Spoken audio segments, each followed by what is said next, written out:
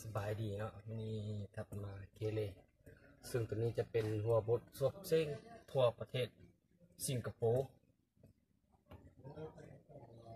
เขาให้จองคิดลายนะคุณบัวของ11จะว่า11บัวเห1 9 2บัวเห1993บัวเห1994บัวต่อกันเนาะจนฮอบัวเห1999จนฮอ99ตัวที่เราสังเกตเนาะคือตัวนี้มี91ตัวตัวนี้มี90ตัวมี91ตัว92ตัว93ตัว98ตัวแล้วก็9ตัวนึงแสดงว่า1999ตัวเล่นในนี้เอามาเจ๊เลยไปถามอาจารย์กินาลีอันซื่อเห็นบทเขาสังเกตจัดตัวนี้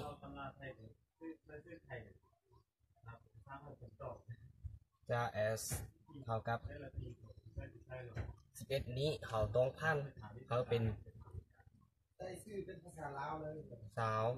ลบเขา1สาวลบเขาทีนี้สาวลบ9ในเรือ11แล้วมาบัวเขา192นี้เขาให้เป็น2ห้อยลบเขา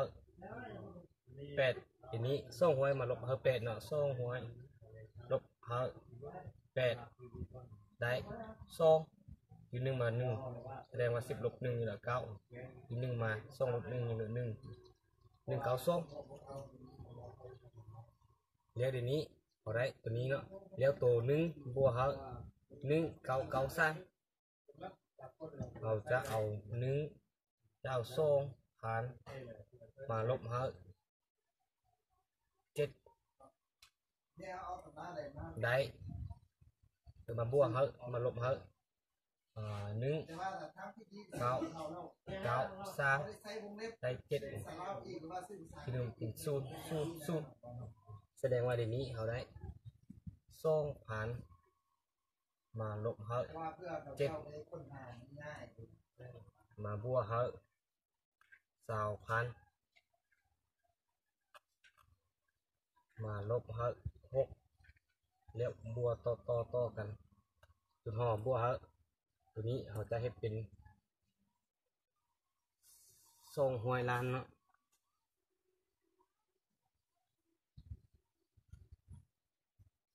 มาลบเขาจะได้ตัวนี้จะได้199ล้าน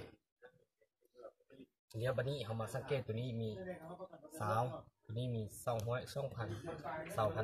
จนห่อ2ห้อยล้านเนาะเอาเป็น2ลบ9บัว200ลบ8บัวหา2,000มาลบหา7บัวหา20,000ลบหา6บัวต่อหน่อบัวหา200 ล้านลบหาแล้วบัดนี้เขาสังเกตมึงตัวนี้มีเสา200,000เพราะ200 ล้านเขาต้องเอาตัวนี้มาอยู่นำกันคือเขาต้องเอาสาวบัวหา200บัวหา2,000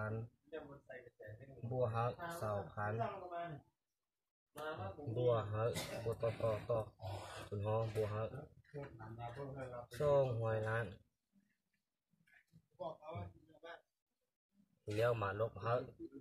ทีนี้สังเกตบึง9 8 7 1 6ต่อจนหอ1เราจะให้เป็นลบ1แล้วลบ2ลบ3หรือว่าเขาจะเฮ็ดตามตัวนี้ไปเนาะเป็นลบ9ลบ8ลบ7ลบ6ลบต่อกันจนหอลบ1แล้วบัดนี้เขาสังเกตตัวนี้เขาเอาเป็นเสานี้เขาเอาส่งเอาเป็นศูนย์คูณ ซ่องนี้มาคูณเฮาสิบเมื่อเราเอาซ่องคูณสิบก็เท่าเสาเก่ามาบวกเฮา100มาบวกเฮา1,000มาบวกเฮา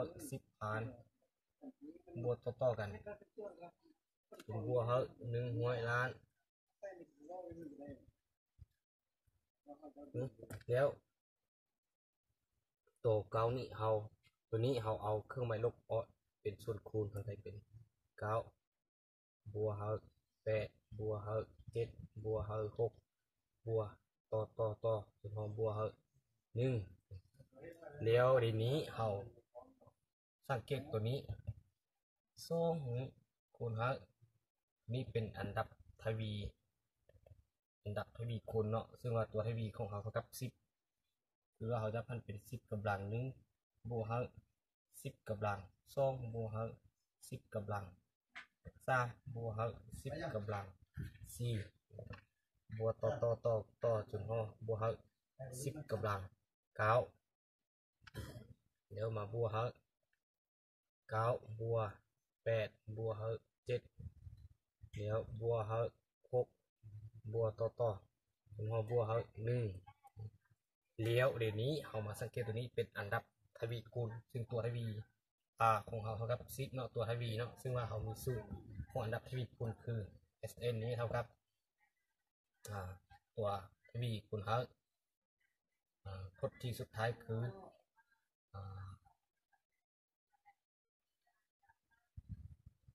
a กำลัง n ลบ1ส่วนตัวทวีมาลบ1เดี๋ยวนี้พจน์ที่ว่า an คือ10กำลัง9แล้วตัวทวีของเรามันเท่ากับ10แล้วต้องมันนำใส่สูตรนี้เข้าตัวนี้แล้วตัวนี้ซับพอตัวนี้เราต้องนำใส่สูตรคือ1บวก2บวก3บวก4บวกต่อไปจนเราบวกn นี้เท่ากับ n คูณn บวกกับ1มาส่วน2เราต้องนำใส่สูตรนี้มาติดไล่เนาะสูตรตัวนี้เราจะนำใส่ตัวนี้แล้วสูตรตัวนี้เราจะนำใส่เข้าตัวนี้เราจะนำใส่สูตรนี้มาเข้าตัวนี้ก็ติดไล่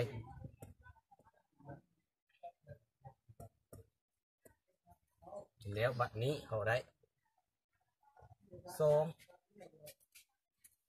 ตัวนี้นำใส่เป็นอันดับทวีคูณ10คือตัวทวีของเท่ากับ10คูณ10กำลัง9มาลบ1มาส่วนตัวทวีเท่ากับ10ลบ1แล้วมาบวกลบตัวนี้เป็นลบมาลบ1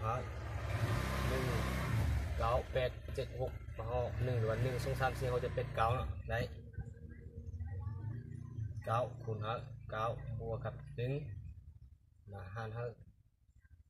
2เดี๋ยวนี้เราได้2นี้มาคูณ10คูณ10กำลัง9ลบ1มาส่วน10ลบ1นี่เหลือ9แล้วมาลบ9คูณ10ส่วน2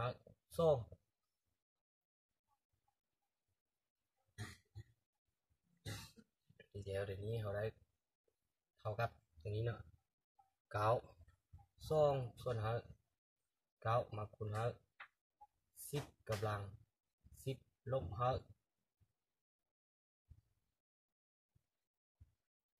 10เพราะว่าเราคูณ10นี่เขา10กำลัง9เป็น10กำลัง10แล้วลบ10คูณ1เป็น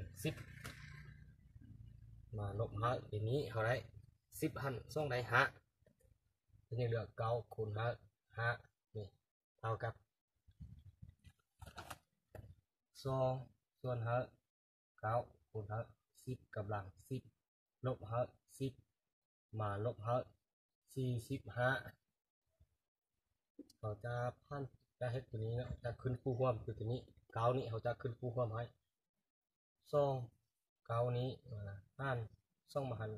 9คูณ10กำลัง10ลบ10นี้มาลบ9คูณ45 มาส่วนเฮาเก้าเลี้ยวเดี๋ยวนี้เฮาจะได้2คูณเฮา10กำลัง10ลบเฮา10มาลบเฮา9คูณ5 9คูณ45 9 5 45 9 9 4 36เป็น40มาส่วนเฮา9เลี้ยวเดี๋ยวนี้เฮาได้2คูณเฮา10เป็น2คูณเฮา10กำลัง10มาลบเฮา2คูณ10เป็น20มาลบเฮา4 0 5ส่วนเฮาทั้งหมดนี้มาส่วนเฮา9แล้วเดี๋ยวนี้ลบ20ลบเฮา250เท่ากับลบ425ได้เป็น2คูณเฮา10กำลัง10มาลบเฮา425ส่วนเฮา9ทีนี้เขาได้แล้ว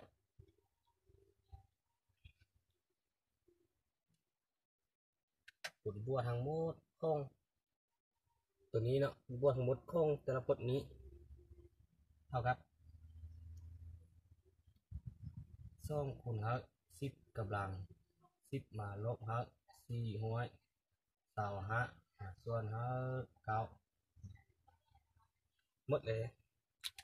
ก็ผลออเท่ากับ10หรือ2คูณ10กำลัง10ลบเฮา425มาหารเฮา9เป็นหัวบทซบเซ็งทั่วประเทศสิงคโปร์ตัวนี้